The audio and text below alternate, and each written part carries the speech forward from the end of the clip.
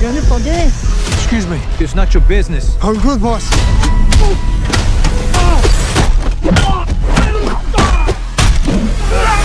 So, what do you get when someone tries to make a Jason Statham action movie written for screen by Sylvester Stallone and directed by David Ayer, who did the movie The Beekeeper? Well, what do you think you get? You get an action movie that would not have been out of place in the 1980s, and I'm completely here for it. I'd liken it to an Arnie movie, like 1985's Commando. It's that sort of thing. Over the top, invincible hero, almost entirely action, morally uncomplicated, extremely violent, unrealistic, but seriously, is anyone going to the cinema to watch a Statham and Stallone movie for the realism? Should you watch it as ever depends on you. I found it to be okay, and I'll explain why later, so if you like Jason Statham and action movies, sure, watch it. If you like going to the cinema, you could do a lot worse than this film. If you don't, maybe just catch it on streaming later. But if looking at Jason Statham makes you feel physically ill and you hate action movies, you won't be missing a masterpiece if you don't watch this film. So how well does it function as an action movie? Well, the action is pretty good, as you can hopefully see from this trailer footage, with just a few caveats, because the film did a lot of things that I find very annoying. Hollywood tropes mostly, like people getting shot and then the film makes them fly back about 30 feet. The physics of that just don't work. It's like the every action has an equal and opposite reaction thing. The person firing would have to fly back as well. Or the person getting hit would have to weigh about £1. Either that or Jason Statham in this film is made of granite, which I wouldn't rule out.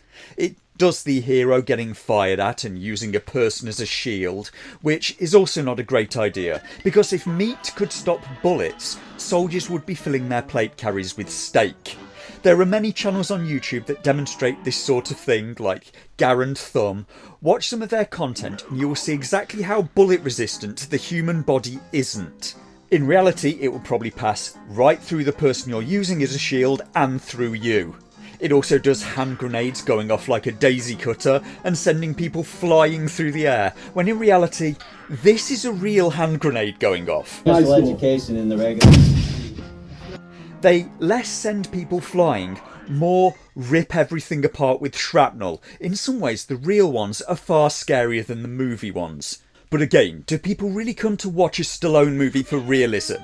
And would the audience in fact just be disappointed by realism? Nevertheless, Statham has a distinctive style in doing action movies that I personally like. He has an unpredictable edge about him. The story, granted, is a bit cookie cutter, maybe not original, but I couldn't really point to many plot holes in it, and I'd like to say that makes it an average film, but I can't, because by not having plot holes in the current era, that actually makes it above average, and what a sad statement that is. But where the movie really struggles is with the clunky dialogue and the very heavy use of exposition. For reasons of copyright, I'm going to perform a section of actual dialogue from this film.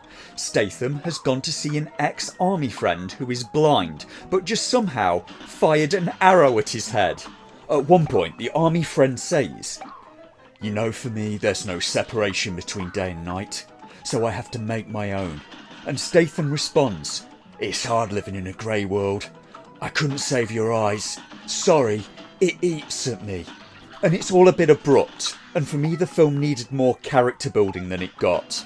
Statham in the film plays an ex-military man who became a builder for a company run by a Hispanic family. Their college-aged daughter is human trafficked by the Russian mob, and the family asks for Statham's help in getting her back because they know he's ex-military. And for me, the film also needed to do more to establish Statham's relationship with the kidnapped girl, because they only get about 2 scenes together, and because the whole film relies on the importance of a relationship that the film barely spent any time on. Cue an hour and a half of mayhem as Statham tries to find the girl, as once again Jason Statham tries to single-handedly depopulate North America. And maybe thanks to the situation in Ukraine, it seems Hollywood is now fine with having Russian bad guys again, even if they mostly seem to be being played by English people putting on schlocky accents. And that is kind of the film. Statham goes from action scene to action scene, tracking down the kidnappers step by step and butchering everyone. And after The Beekeeper, is this going to be Jason Statham's film career from now on? Action movies named after a working class profession? He's already done the mechanic, the transporter, the beekeeper, the working man now. Coming soon, Jason Statham is the window cleaner. Jason Statham is an ex-SAS soldier who's behind on his alimony to his ex-wife, and while cleaning windows he has to rescue a woman from the Japanese Yakuza. Though there is a weird side plot in the film where Statham's wife passed on, and her rich father now blames Statham for it, and the father has won custody of Statham's daughter. The grandfather hates Statham and has started a legal battle to cut him out of his daughter's life, on the grounds that he's dangerous. Well, in response to Statham trying to find the kidnapped girl, the Russians find out who Statham is and set fire to the grandfather's house, attack him and leave him tied in the burning house, and then Statham arrives and rescues him, and that's just the end of that plotline as far as I can tell. Statham getting his house burnt down with him in it is what apparently convinces the grandfather that Statham isn't dangerous for his granddaughter to be around. Makes perfect sense. Coming soon, Jason Statham is the plumber. Jason Statham is an ex-Delta Force soldier, involved in a nasty divorce and goes on a vendetta while he's fixing a U-bend and his beloved dog is eaten by Chinese triads. Starring James Hong as the dog. Now that really pisses me off to no end. I love James Hong and I totally watched that film. And what is maybe shocking about this film is that there doesn't seem to have been a backlash, because only a few years ago there probably would have been to this film. It probably would have got called toxically masculine, and Statham would probably be getting called a white saviour for saving this young Hispanic woman from human traffickers, a woman who in the film he sees as family. It just would have been nice if they'd had more than a couple of scenes to demonstrate that in the film. But this is a perspective that I find to be completely repulsive, like people are supposed to remember. If you're a white guy and you see a woman getting kidnapped, before you try to help her, maybe bear in mind your and her skin colours, and under no circumstances treat that woman like a fellow human being who needs your help. It's just part of the extreme weirdness that's been coming out of America lately, and I don't just mean truck nuts and juggalos. Excuse me, it's not your business. I'm good, boss.